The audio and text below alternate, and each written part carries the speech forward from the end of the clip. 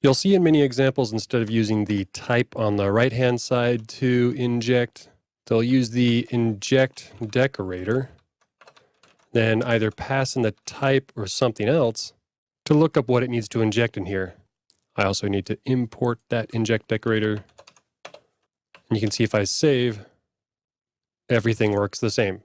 The only reasons you do this is if you don't want to use TypeScript at all, but Angular 2 does recommend using TypeScript, or if you're going to inject something using a different lookup, because you can also inject things by looking up various strings or any other symbols that are mapped to the services you want to use. And that's simply not possible by adding something on the right-hand side over here.